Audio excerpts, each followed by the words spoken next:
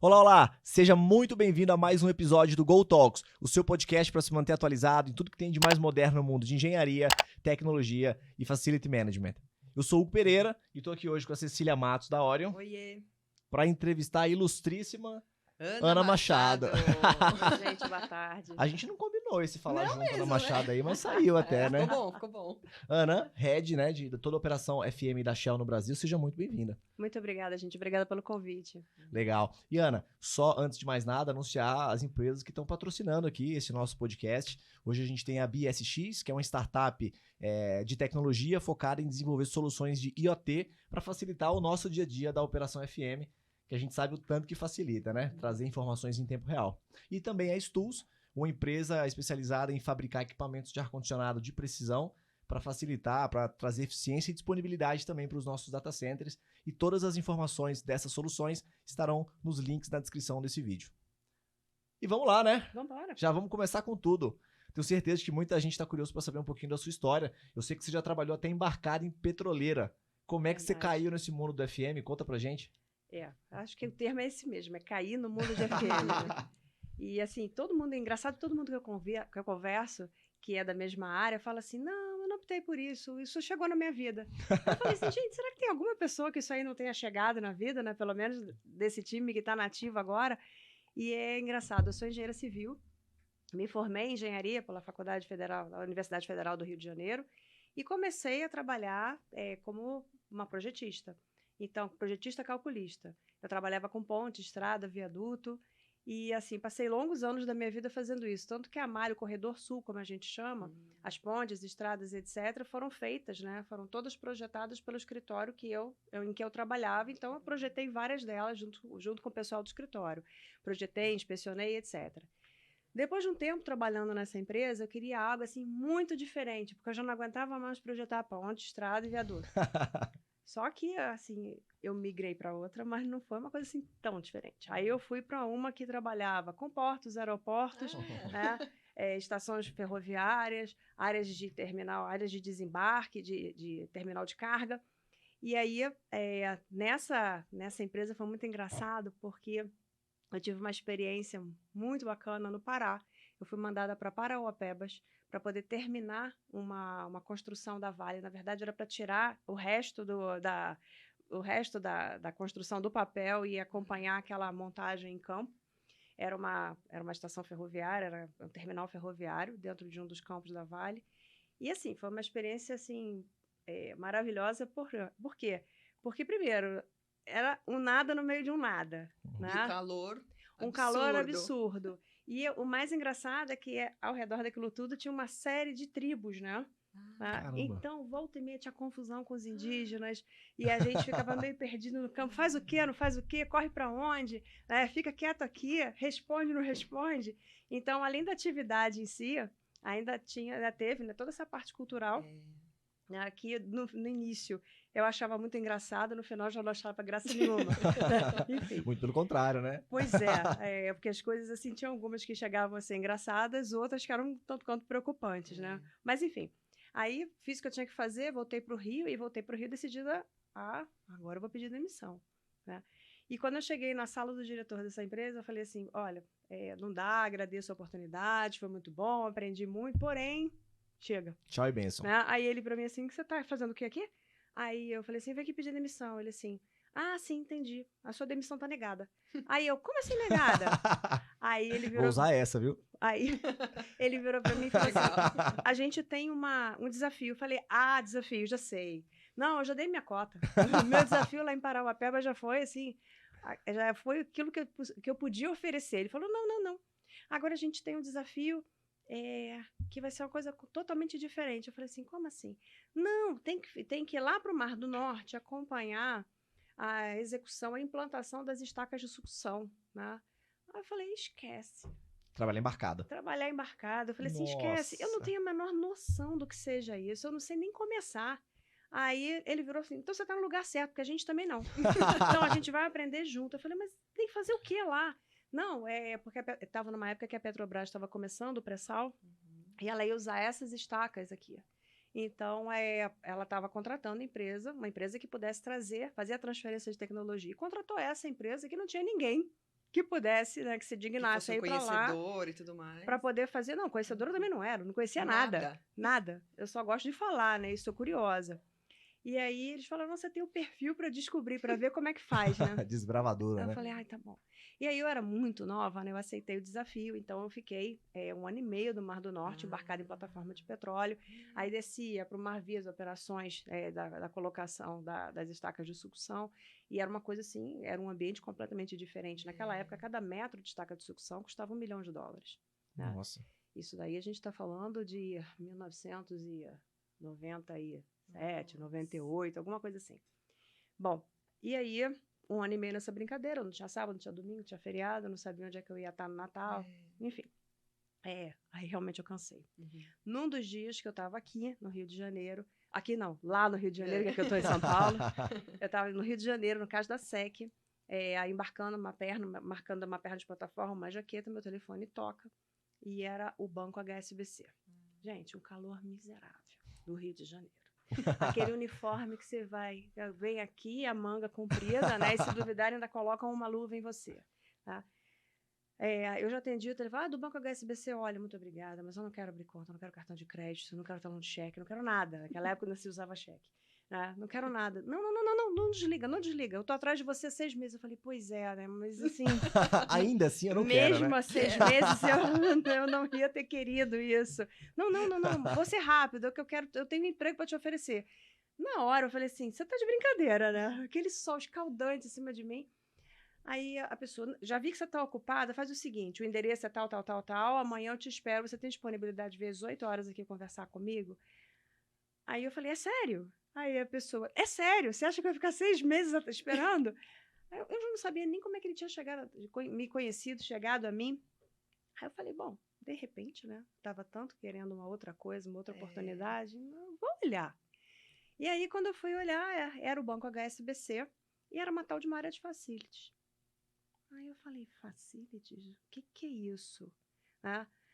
E aí fui para a entrevista, a pessoa me explicou o que era. E aí eu ficava pensando, gente, o que o engenheiro vai fazer dentro de um banco? Realmente, assim, vai fazer o que ali?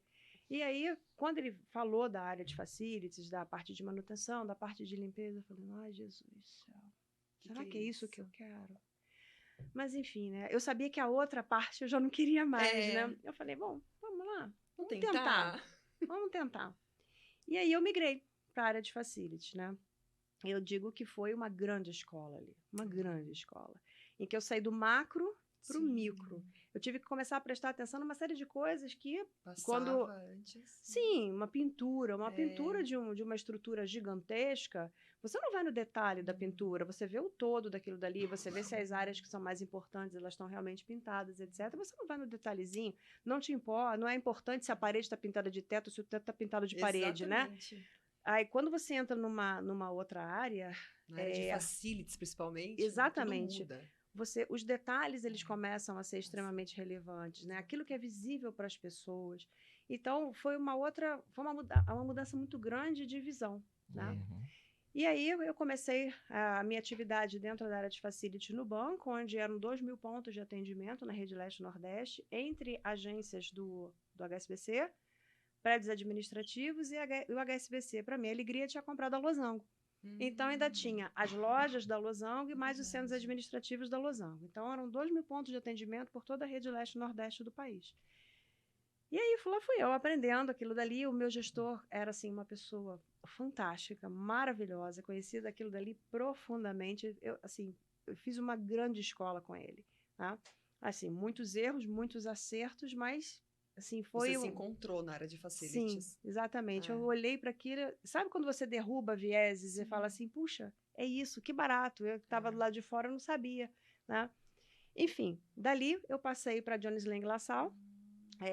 O banco, ele tinha todos os engenheiros e arquitetos faziam parte, né, do corpo do banco. Um belo dia, o banco viu que aquilo ali não era atividade fim dele. Então, não tinha porquê, né, ele ter aqueles profissionais todos, quando no mercado havia empresas que tinham Exatamente, que tinham esse expertise e que podiam oferecer isso, talvez de uma forma mais eficiente, de uma forma certamente muito mais barata do que você tendo todos aqueles profissionais.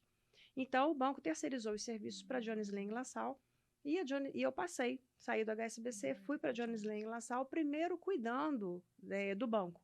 Por quê? Porque era preciso fazer um handover. Eu não ia cuidar da conta do banco, mas eu tinha que treinar alguém dentro da Jones para poder assumir aquilo dali. Então, no primeiro momento, eu entrei fazendo esse handover e depois eu assumi várias contas dentro da área de FM, mas eu não via só FM. Eu via FM, eu via projetos, eu via a área de property.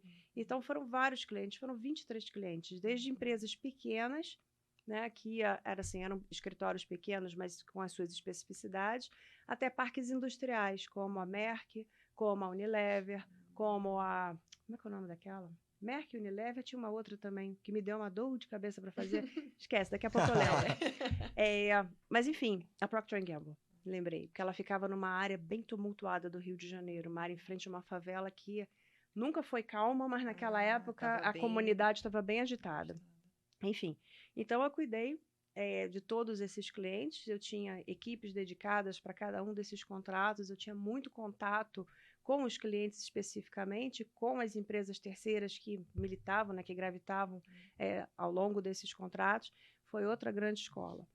E depois da Jones Lang, eu tive a oportunidade de ir para a Shell, ou seja, a Shell abriu uma vaga, e eu me candidatei a essa vaga, e eu fui escolhida. E estou lá, isso foi em 2013, final de 2013, e estou lá até hoje, cuidando da parte de FM da Shell. Onde a gente tem inúmeros desafios, né, que vão se transformando. Tá vendo? Excelente história, né? Longa, né? Longa, não, mas maravilhosa. Ótimo. Legal. Ana, falando sobre tecnologia, né, nos espaços corporativos, né, algo que você já está bem habituada. Hoje a Shell, ela adota algum uso de tecnologia? E quais os retornos, né, que ela tem obtido com esse uso, com a utilização disso? Vamos lá. Ela adota algumas questões tecnológicas, sim. A gente negocia com o condomínio outras. Por quê? Porque a Shell ocupa andares de um prédio que é alugado. Então, tem coisas que não tem sentido ela fazer, mas ela pode usar o expertise dela para influenciar, para conversar com o condomínio e, muitas vezes, acelerar a implantação de coisas que precisam estar na área comum e que a Shell, teoricamente, não poderia meter a mão e fazer, né? E, então, além dela ter alguma coisa interna, sim, tem muita coisa que é do condomínio, por causa dos equipamentos críticos que ficam do condomínio e etc. Mas a gente costuma dizer uma coisa, a tecnologia ela é extremamente importante para o mundo que a gente vive hoje. Só que não adianta uma empresa pensar em tecnologia se ela não tiver feito o dever de casa dela primeiro. Então, qual é o dever de casa dela primeiro? É o que eu costumo dizer, o feijão com arroz. Ou seja, o que você faz dentro de FM? Você faz a manutenção, você faz a parte de limpeza, você faz jardinagem, você cuida de sustentabilidade, etc. Você tem todos os seus processos definidos. Esses processos estão otimizados? Você já criou um vínculo com os prestadores de serviço que te atendem nesses processos? Ou seja, está tudo rodando?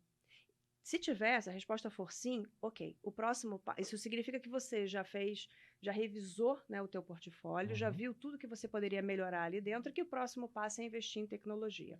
Aí você pode pensar em sensores, né? Aí você pode pensar na questão da água. Mas você está falando que você está num prédio e que tem muitas coisas que vêm do prédio. A água não vem do prédio, a questão toda? Sim. Mas você influencia o prédio, você discute com o prédio o que eles estão fazendo em termos de consumo da água, em termos de medição de água, né? Então, a gente tem a implantação, por exemplo, a gente está estudando a implantação de sensores, que eu acho que a gente vai até discutir isso. Eu prefiro até discutir numa próxima pergunta que você venha fazer, porque aí a gente consegue aprofundar isso daí. Então, a gente está discutindo a implantação de sensores para a gente poder medir a qualidade do ar interior, né?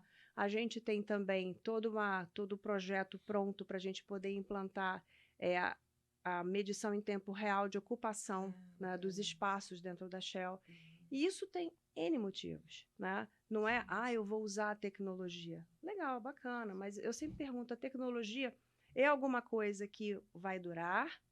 ou é um modismo? Tá. Né? O que ela está trazendo, o que ela está adicionando de valor para a sua realidade? Porque a realidade das organizações é diferente. Com certeza. Então, talvez uma tecnologia seja essencial para uma empresa e a outra não esteja naquele estágio ainda. Tá?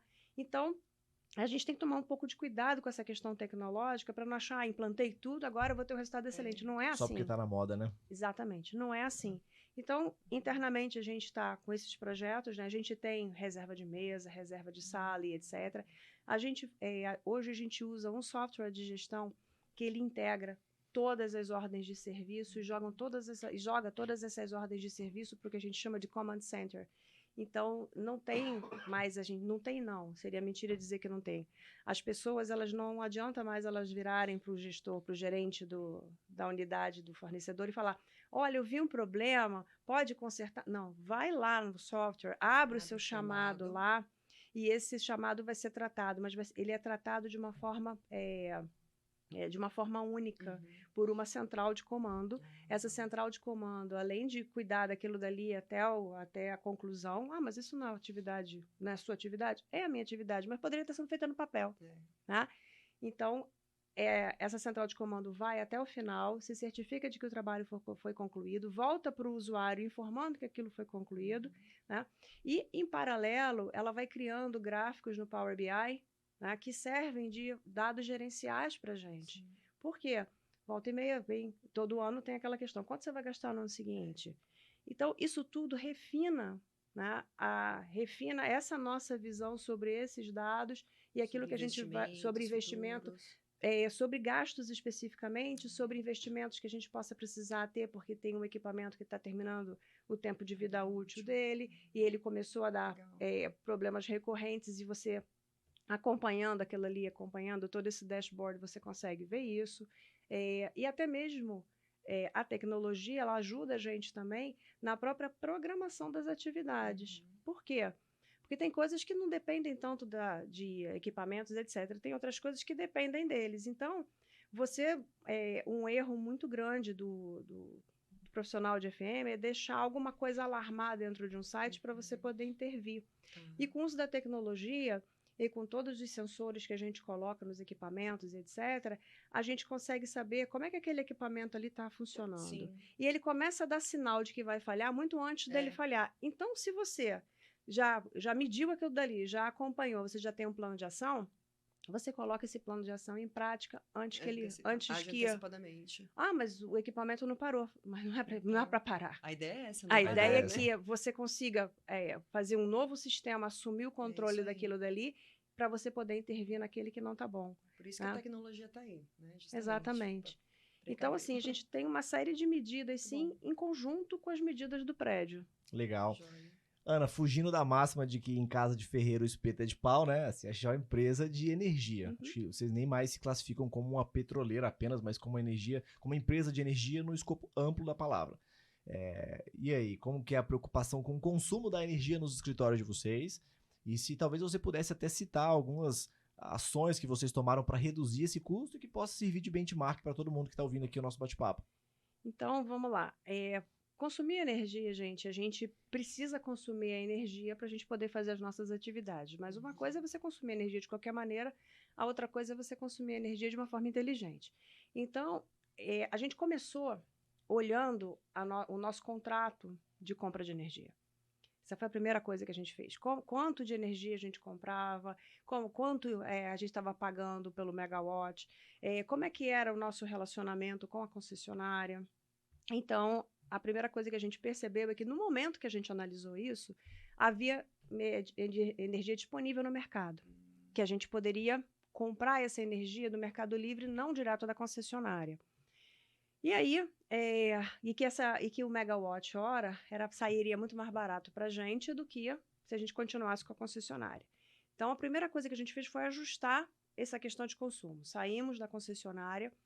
Parece assim fácil, né? Oi, tchau. Amanhã, a partir de amanhã, não estou mais com você. Não, é infernal, né? Porque você tem multa para pagar, você tem uma série de coisas. E aí entra uma outra parte que dá o apoio à FM, que é a parte de contratos, que eu sempre falo que eles têm que andar junto com a gente, né? Ou, ao contrário, né? A gente tem que andar junto com eles, de mão dadas com eles. Por quê?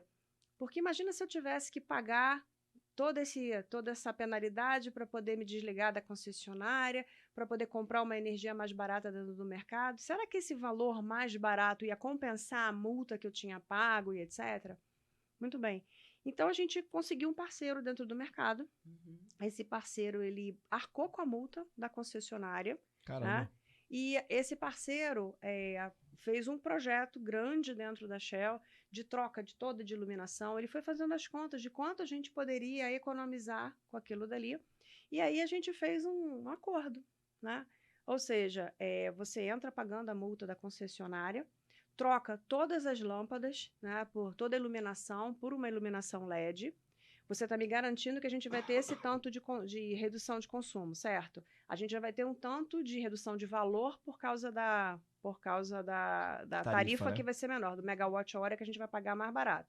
Somado a isso, a gente vai ter uma redução de consumo, porque você vai mudar toda a iluminação para LED, e isso vai reduzir a tua conta de energia. Então, a gente vai ter redução de valor vinda de 2 lugares, né? Então, vamos fazer o seguinte, vamos dividir essa redução.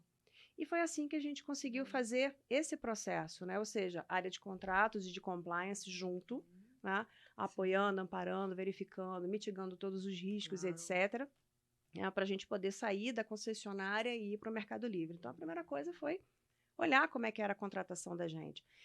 Uma segunda coisa que a gente fez também com relação à energia foi olhar, né, como é que estava distribuída, a que horas, né, a nossa energia era mais cara. Né? Por quê? Porque a gente tem inúmeras operações que a gente precisa fazer.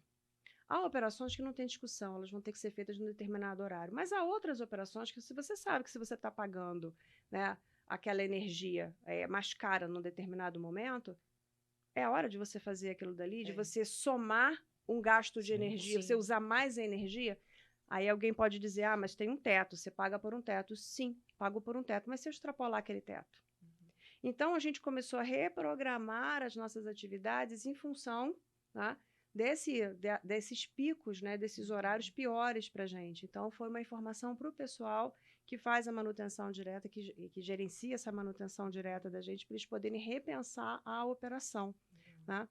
Fora isso, a educação das pessoas. Né, que é um ponto importante. Conscientização, né? Conscientização, a gente não deixa nenhuma luz ligada, né? Então, tudo lá começou a ser desligado, a gente tem iluminações de emergência, essas sim ficam ligadas tempo integral, por quê? Tem pessoas residentes no prédio. Então, tem rondas que precisam ser feitas, etc. E a pessoa não vai fazer ronda no escuro. Mas a iluminação de emergência, colocada estrategicamente ao longo do escritório, ela é suficiente para poder iluminar aquilo que o vigia precisa enxergar. O mínimo de segurança, né? Então, a gente educou as pessoas, a gente reduziu, a gente apagou as luzes efetivamente, a gente agora está num outro projeto de pegar essa ronda, né, que passa, né, depois que todo mundo foi embora, e desligar qualquer equipamento que tenha ficado ligado. A gente já desliga os maiores, mas acontece que muitas vezes as pessoas deixam o seu monitor naquele... Tá com a tela apagada, é como se eles estivessem hibernando. Está gastando energia? Tem alguém usando? Vai voltar daqui a 5 minutos? Não vai voltar daqui a 8 horas, daqui a 9 horas. Mas é tão pouquinho. Pega um pouquinho de um monitor, com um pouquinho do outro monitor, com um pouquinho do outro monitor, multiplica isso daí por 7, multiplica isso daí por 4, multiplica isso daí por 12. Vê no final do ano quanto é que dá essa brincadeira. Quem paga essa conta, né? Pois então, quanto dá essa conta? Eu vi uma solução muito interessante que falava exatamente sobre isso, de algumas empresas que estavam instalando sensores de presença embaixo da mesa. A partir de tal hora, se não tivesse o movimento das pernas, desligava automaticamente o computador. Uma ideia legal, dentro disso que você falou. De pouquinho em pouquinho você consegue economizar bastante, né? Pois é, então a gente vai sempre olhando onde é que a gente consegue fazer mais, qual é o próximo passo, o que a gente ainda não mexeu, ou se a gente já mexeu em alguma coisa, em algum detalhe que faça diferença, escapou daquilo dali, para a gente podendo para a gente ir implementando ao longo do tempo e para isso ir adicionando valor de novo, né? À operação e à empresa também. Todo mundo acaba ganhando. Muito bom. Ana, vamos lá. Recentemente, a gente gravou um episódio com a Fátima Souza, da FS Educa, né? E nós falamos, um dos assuntos, né, foi falar um pouco sobre o crescimento acelerado da população brasileira de maior idade no mercado de trabalho. Sim. Acho que não só brasileira, né? Acho que já é uma tendência meio que mundial, né? Verdade. A gente queria saber como que você enxerga a adaptação desse público, né, com a tecnologia e a conectividade que está tão presente hoje em dia nas empresas. Só um Vamos lá. parênteses antes da Ana responder, eu tava vendo uma palestra do Jorge Paulo Lemann. Uhum. E aí fizeram uma pergunta muito parecida com é? essa pra ele. E a resposta dele foi: eu me sinto como um dinossauro assustado. A tecnologia veio, me atropelou e eu ainda tô tentando me enxergar e me encontrar nesse mundo. Acho que é mais ou menos isso mesmo, né, Ana? É isso sim. A gente está vivendo um momento, a gente está vivendo agora não, há uns 2 anos a gente vive um momento, mesmo durante a pandemia, começou um pouquinho antes da pandemia, 2018 a gente já estava sentindo isso, 2019 foi gritante, 2020 e 2021 a gente vivenciou isso de uma forma assim virtual, em que a gente tem 4 gerações dentro do ambiente de trabalho. Exatamente. Né? A gente tem aquelas pessoas com bem mais idade, tá? A gente tem as pessoas que nasceram lá na década de 70, né? 70, 80, a gente tem a geração Y e a gente tem a geração dos millennials. Tá? Para os millennials, atender os millennials significa ter tecnologia em absolutamente tudo. Até tá? na mesa, né, Hugo? Você quer deixar um millennial enlouquecido? Até na mesa. Corta o Wi-Fi. Acabou. Corta o Wi-Fi. Ou então tem algum canto no escritório em que haja uma sombra e que ele não consiga ter a conectividade que ele quer, que ele precisa. Tá? Ele fica enlouquecido, ele não sabe fazer outra coisa na vida, com todo respeito, né? Mas são gerações. São hábitos, né? São as gerações. É como cada geração que veio vindo vai enxergando o mundo e como é que ela trabalha com as variáveis que ela tem. Então, o millennial, ele precisa de uma tecnologia absurda, né? Por outro lado, a gente tem aquelas pessoas de mais idade, onde cada vez que você muda um processo, mas eu tenho que fazer isso mesmo? Dói, né? Mas e agora? Então, cabe muito também a quem está mudando a tecnologia ter a comunicação, é a forma como isso aí é levado a todas as... como a comunicação é levada a todas as pessoas. Então, não adianta dizer, eu sento aí e te explico, não. Dá treinamento. Né? É ficar, às vezes, do lado da pessoa. É ter alguém mais jovem, do lado de alguém com mais idade, né? Percebendo, porque eles percebem assim onde é que está a sua dúvida. Né? Com alguém de mais idade, assim, o que você não entendeu? Aonde você não entendeu? Vem cá que eu vou te mostrar. Então, a comunicação aí, ela faz esse elo. E a gente acompanhando também essas pessoas, ajudando em tudo que é possível. E muitas vezes até facilitando a vida dessas pessoas, porque eu costumo dizer que todo mundo tem o seu valor. Com certeza. Todo mundo. Então, as pessoas com mais idade, elas têm uma bagagem, um histórico, que o millennial, que tem toda a facilidade do mundo para poder chegar nas soluções, ele não tem aquela bagagem dali. Então, ele precisa de um contrapeso até para poder frear ele de fazer algumas besteiras. Exato. Né? Então, essa junção tem que acontecer. Essas pessoas da geração X e da geração Y, que estão ali no meio, elas já se adaptam melhor à tecnologia, embora não seja tão rápido como os millennials. Então, a minha preocupação mesmo é com as pessoas que têm mais idade. E, normalmente, são as pessoas que estão ocupando os postos maiores de liderança. Então, aí sim, você tem que prestar muito mais atenção ainda. Por quê? Porque a empresa precisa funcionar. Tá? E você precisa treinar essas pessoas, você precisa ter pessoas disponíveis para poder atendê-las, né, caso haja dúvidas, etc. Mas eu também, no início, eu via muita resistência. Né? Mas essas pessoas, a gente está discutindo etarismo, né? Essas pessoas, elas querem estar no mercado de trabalho, elas querem continuar ali na ativa. Então, elas mesmas se empenham em aprender. Exatamente. Né? Elas mesmas estão quebrando os vieses delas e indo buscar, né, o conhecimento e se abrindo para o conhecimento. Porque se a gente fala disso, se a gente falasse disso aos 10 anos, não, eu conheço isso aqui, não precisa. E computador? Não, eu faço aqui, eu tenho meu bloquinho aqui, eu faço as coisas aqui no meu bloquinho, não preciso de computador, não. Então, elas mesmas para poderem se inserir no mercado de trabalho, porque é saudável para elas. Elas querem, elas têm muito a contribuir. Né? Elas mesmas estão se abrindo para o novo, que é bacana de ver esse movimento também. Né? Legal. E Ana, até tratando dessa evolução geracional, a gente percebe que antes o mercado contratava basicamente custo. O que é mais barato eu vou contratar. Aí depois de um tempo, algumas empresas passaram por uma evolução, além de custo, eu contrato também qualidade. E agora a gente está percebendo a tendência de que as empresas, claro, contratam custo, tem que ser viável financeiramente, contratam qualidade, mas também contratam sustentabilidade. E aí eu tenho duas perguntas para te fazer. A primeira é se essa contratação de sustentabilidade já é uma realidade para a Shell e o quanto que a procedência das coisas tem impactado nessa tomada de decisão. Vou te dar um exemplo. No refeitório a gente vai servir um salgado de carne. Essa carne é orgânica? De onde que ela vem? Eu vou disponibilizar um suco. Legal, mas a fruta do suco é orgânica ou não? Então, assim, são duas perguntas. Primeiro, da sustentabilidade e segundo, da procedência de tudo que vocês utilizam na operação do dia a dia de vocês. Tá. Então, vamos lá. Com relação à decisão com base em sustentabilidade, sim. Hoje a gente não pode escapar desse tripé. Graças a Deus que a gente não pode escapar desse tripé. Eu acho que já foi feito muito dano à natureza, ao meio ambiente, né? E se a gente não parar agora de danificar, eu não sei o que vai sobrar para as próximas gerações. E isso me preocupa muito. Não só porque eu tenho 2 filhos que são pequenos, como eu vejo a quantidade de pessoas que estão aí ainda muito novas e que vão ter, obviamente, uma sobrevida muito maior do que a minha e precisam ter um mundo, né, para poder curtir, para poder aproveitar e para poder cuidar também. Então, eu acho extremamente importante as empresas elas se conscientizarem de que sustentabilidade ela não significa obrigatoriamente custo. Há ações que vão demandar investimento? Sim, há ações que vão demandar investimento. Mas muita coisa você pode fazer de uma forma inteligente. Muita coisa você pode fazer aproveitando os recursos que você tem e até mesmo que você teria que investir de um lado, você acaba recuperando do outro. Então, quando você analisa uma proposta, por exemplo, de um fornecedor, você analisa o impacto daquela proposta, tá? Então, por exemplo, vou fazer uma obra em algum lugar, tá? Como é que vai ser a retirada do entulho daquilo dali? O que você vai fazer com esse entulho que vai ser retirado? Não, eu vou descartar. Vai descartar onde? Vou descartar no aterro. No aterro? Não, Como você não assim, vai né? descartar no aterro.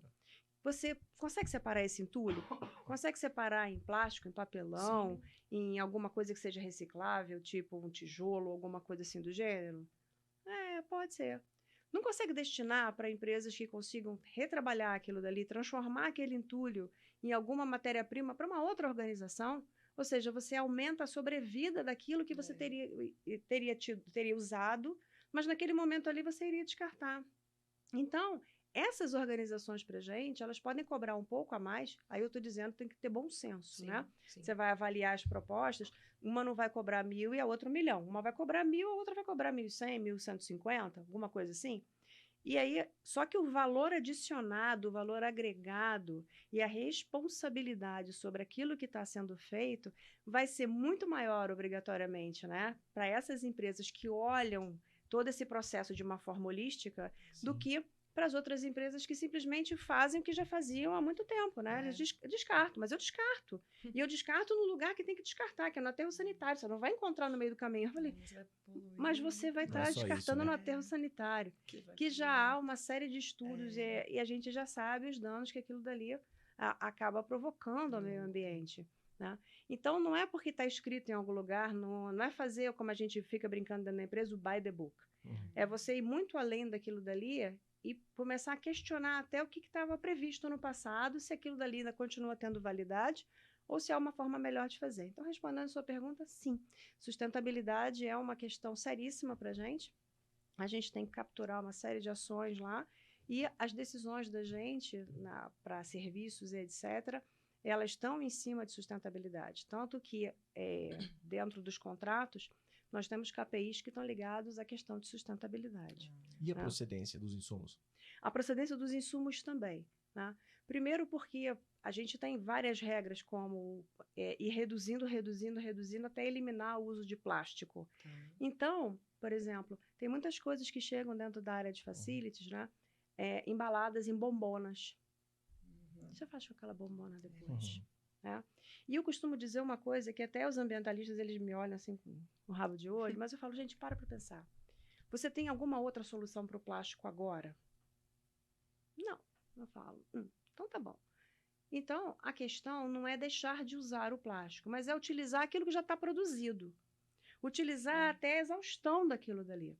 Então, se um produto vem com uma bombona, em bombona para mim, será que essa empresa que me forneceu a bombona, ela tem um processo de limpeza daquela bombona eficiente para que aquela bombona possa ser possa ser repreenchida, se é que essa palavra existe em Reutilizada, português, né? né? Reutilizada, Exato, com o mesmo produto é. e vendida de novo para mim ou vendida para Isso. outra organização. Lembra que a gente, no passado, os cascos da Coca-Cola, eles eram de vidro? Né? Eu peguei isso quando criança. Os cascos Eu eram de também. vidro e você, para comprar outra Coca-Cola, você tinha que levar aquele casco de vidro, senão você pagava mais caro ainda. Isso mesmo. Né? Então, engraçado, né, que no passado você tinha uma conscientização maior disso do que se tem hoje. Inconsciente até, acho. Exatamente. Né? É verdade, é uma coisa inconsciente, mas era pautada em custo, Com né? De você não certeza, ficar toda a vida produzindo alguma coisa que não precisa. O que você fazia com o casco daqueles depois de utilizado? Se ele tivesse perfeito, sem estar com nenhuma lasca, etc., ele podia ser reutilizado e reutilizado e reutilizado. Então, essa é a mesma ideia. Né? Estudar a procedência das coisas que chegam à tua área, né? O papel que é utilizado, o papel da impressora, lindo, maravilhoso. Qual o problema de você utilizar um papel de origem reciclada? Sim. Tá? Ele é amarelo. E qual o problema? Não é papel? Da mesma maneira? Só que você não está cortando mais nenhuma árvore. Aquele papel foi feito a partir da decomposição de outros papéis que já foram utilizados. Isso aí. Tá? Aí a gente fala de papel que é utilizado nos banheiros, né? Tanto papel para papel toalha como papel higiênico. A gente fala de copos, né? Eu acho engraçado, né? As pessoas assim, eu escuto muitos colegas falando assim, não, da minha empresa eu acabei com a história de copo. Agora é só caneca. Aí, uma vez eu criei uma confusão que eu virei para um colega meu e falei assim, quanto tempo durou? Aí ele para mim, como assim? Aí eu, quanto tempo durou? Essa história de não ter copo nenhum, só caneca. O que você fez? Você deu uma caneca de cerâmica, você deu aquele copinho, né, que abre e fecha, você deu aquele squeeze, fiz tudo isso. Eu falei assim, quanto tempo durou? Aí, se é fogo, hein? Eu falei assim, é óbvio, meu amigo, porque o que acontece na sua empresa já aconteceu na minha, né? Ou acontece na minha também. O que acontece? A gente dá aquelas canequinhas bonitinhas, etc. Gente, a gente já carrega computador, celular, um monte de coisa dentro da mochila, bateria, sei lá, um monte de coisa. Aí você imagina carregar mais uma caneca de cerâmica, mais um squeeze, mais não sei o quê. Tem muita gente que pode carregar, que poderia carregar e que carrega? Tem. Mas muita gente vai esquecer. Então, é utópico você falar que você vai zerar isso daí. Então, você tem que arranjar uma forma sustentável, uma forma diferente. Aí, as pessoas falam, copo de papel. Qual copo de papel que você está falando? Aquele copo de papel bonitinho, assim, durinho. Não é bem de papel aquilo, né? Como assim não é bem de papel? Você já olhou por dentro? Brilha. Tem um plastiquinho. Tem um filmezinho por dentro. Então, na hora de reciclar aquilo dali é um inferno, porque tem que tirar aquele filme plástico para depois poder reciclar, né? Então o que você faz? Eu falei assim, gente, tem tanta coisa no mercado hoje. A gente, por exemplo, fui curioso, a gente foi tentar o copo feito a partir do bagaço da cana. Lemos um monte de coisas. Não, é bom, é isso, é aquilo. O custo era competitivo, o valor era competitivo. E aí a gente foi testar o copo do bagaço da cana. Para frio, para gelado, excelente. A gente todo feliz, né? Bebendo água no copo de bagaço da cana. Pegamos o café que tinha acabado de ser feito e botamos no copo, né? Gente, o copo fez assim... A gente olhou para aquilo e falou, opa! Eu não posso ter um copo para água e outro copo para bebida quente, né? Até mesmo porque vai ter aquela pessoa que não lê, que vai pegar o primeiro que vai ver e vai tomar um banho de café e depois vai falar, nossa, aquele pessoal lá da área de facilities, olha só o que eles fizeram comigo. E vai acontecer com o diretor, com o presidente, né? Com Lady certeza. Murphy total. Aí a gente foi pro copo de fibra de bambu. Fibra de bambu? Tem copo de fibra de bambu? Tem copo de fibra de bambu. Mas você conhece tanta coisa assim? Eu não conheço, não. Eu sou xereta. A gente vai perguntar. Tipo, tá bom. O de bagaço de cana. Esquece. Ô, fornecedor, o que você tem aí além do de bagaço de cana que não me atendeu? Faz um teste piloto, né? Aí veio o tal do copo de fibra de bambu. E aí a gente testou o copo de fibra de bambu, que serviu tanto para o gelado como para o quente. Então, assim, a gente foi de pouco em pouco, a gente foi testando as coisas, né? E a gente hoje trabalha com o copo de fibra de bambu. Os nossos talheres, a gente tem uma cafeteria, os nossos talheres são de fibra de bambu. Os mexedorzinhos de café são de fibra de bambu. Porque aquilo dali é totalmente reciclável. E o tempo, se alguém jogar aquilo no ambiente, o tempo para decomposição é um tempo muito curto. O impacto é bem menor. O impacto é bem menor. Legal. Muito bom. Ana, falando um pouquinho sobre acessibilidade, né? A gente sabe que a Shell adota as melhores práticas, né? E padrões de acessibilidade dentro dos seus escritórios e tudo mais. Compartilha com a gente um pouco dessas práticas do dia a dia de vocês. A Shell é muito preocupada com uma série de detalhes, né? E acessibilidade é um deles. Então, assim, a gente precisa ter os nossos espaços grandes o suficiente para que, por exemplo, cadeirantes possam passar. Ah, mas isso é lei. Mas vocês já viram alguns espaços que tem aquele 1,5 m e a pessoa não tem espaço nem para girar a roda? Sim. Né? Então, você tem que ter bom senso nas coisas que você faz. Então, a gente tem corredor largos, a gente tem estações de trabalho, que são estações de trabalho mais largas também, né, que não tem nada embaixo para que, se a pessoa for cadeirante, elas possam encaixar as pernas por baixo. Os nossos balcões de atendimento, quando você vai numa recepção e etc., tem sempre aquele balcão mais baixo, porque se a pessoa que está... Olha que coisa desagradável, chega um visitante, o visitante tem deficiência, e aí ele não consegue estar na altura para poder enxergar a recepcionista que está do outro lado. Ou ele tem que se esticar todo, se é que ele vai ter essa possibilidade, né, de se mexer, ou a recepcionista tem que se levantar e se debruçar. Não parece uma coisa esquisita? Então, os balcões de atendimento tem sempre um mais baixo. A gente tem nas nossas copas, no que a gente chama de Energy Hubs, tudo é pensado, e se você tiver alguma deficiência, né? Se você tiver, por exemplo, se você for cadeirante, ou se você tiver uma baixa estatura, como é que você acessa, né, uma máquina de café? Como é que você chega ao copo? Como é que você chega ao bebedouro? Né? Então, a gente pensa nisso tudo.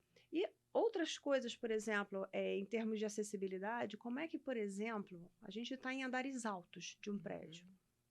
A gente, graças a Deus, nunca participou de um caso real, de uma evacuação por incêndio. A gente faz inúmeros simulados, mas como é que você trabalha, como é que você retira pessoas que tenham deficiência, de um andar, né? Por exemplo, aí eu não estou falando só de cadeirante, eu estou falando de pessoas que têm deficiência visual também. E às vezes a pessoa não tem deficiência, mas num determinado momento elas precisam de tanto apoio quanto as pessoas deficientes. Com todo respeito às pessoas deficientes, algumas vão dizer, não preciso de apoio. Se a gente não sinalizar as coisas devidamente, o apoio fica precário, né? Elas podem se acidentar. Então, mulheres em final de gestação, que ficam com aquele barrigão, com mais dificuldade para se deslocar, obesos, tá? Que já têm mais dificuldade para se deslocar também. Então, como você faz a retirada daquelas pessoas do prédio? Isso tem que ser uma preocupação, né? Porque a gente não trabalha no primeiro andar, e mesmo se trabalhasse no primeiro andar, dependendo de onde for a barreira de fogo, você não passa. É verdade. É verdade, Ana, a gente está falando bastante de conforto, de bem-estar, de adaptação do ambiente de trabalho, e tem uma coisa que é muito importante, que é a qualidade do ar. Sim. Recentemente a gente teve aí, dada a consulta pública de uma nova NBR, eu queria que você falasse um pouco sobre isso. Eu também queria que você falasse se essa metodologia tradicional de se fazer uma análise semestral é suficiente ou se já está obsoleta. Olha só, a nova norma, ela não prescreveu uma utilização... Não, deixa eu voltar.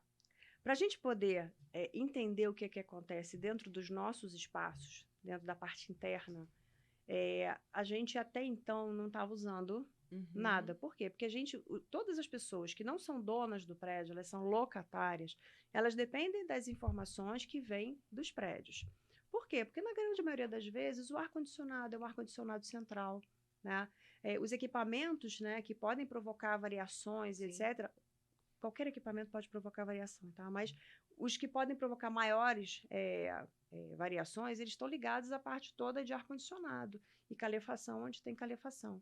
Então, nesses prédios onde a gente aluga espaço, a gente depende muito do condomínio para fazer essas coisas. E para poder fazer todas as medições, todas as aferições, e para passar para a gente todos os laudos, todos os certificados de que aquilo dali está em condições. Só que, internamente, a gente fazia coleta de ar para a gente poder verificar se, porque, por exemplo, poderia estar vindo muito bem da saída da máquina, e quando chegasse dentro do ambiente, por sujeira no duto e etc., o ar já está totalmente poluído, né?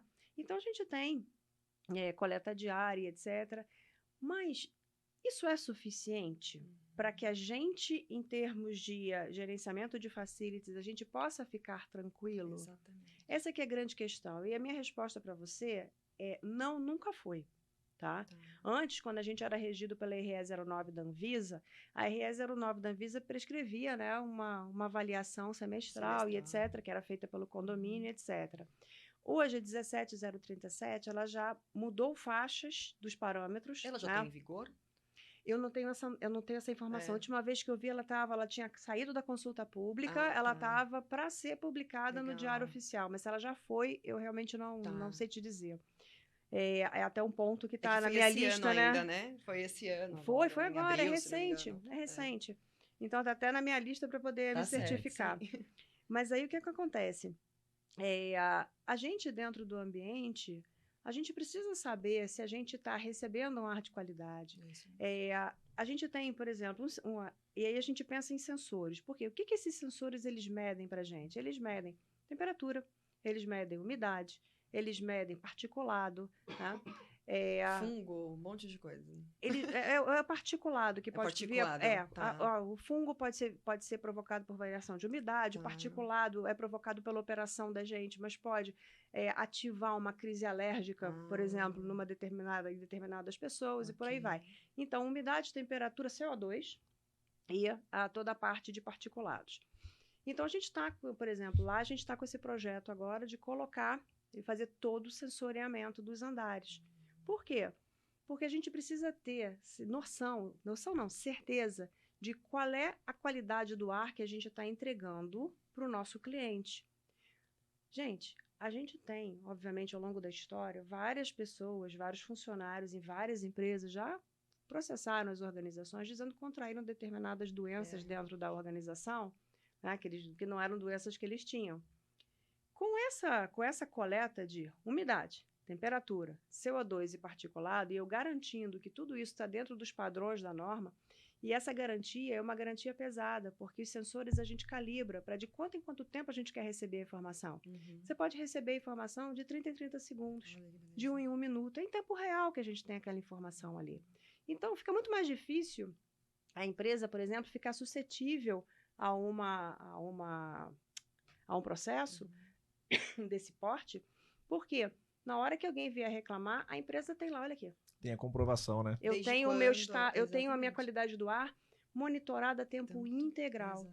Então, você pode ter desenvolvido, sim, a sua doença, etc. Mas não foi aqui dentro, não foi provocada pela sua estadia aqui. Mesmo. E, Ana, eu queria colocar, então, mais lenha na fogueira, até porque a gente já está chegando nos minutinhos finais aqui da nossa conversa. Recentemente, você foi premiado, em 2021, né, por um prêmio de inovação da Abrafac, e esse mesmo projeto foi premiado também no Global FM de 2022, e fala um pouco sobre essa limpeza de carpetes, né, que também colabora, claro, com a qualidade do ar interior. Sim.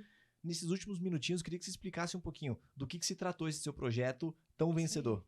Então, com relação ao prêmio, esse processo, ele faz parte daquela arrumação de casa que eu te falei, e a gente não mudou o processo agora, não. A gente mudou o processo em 2017, eu acho.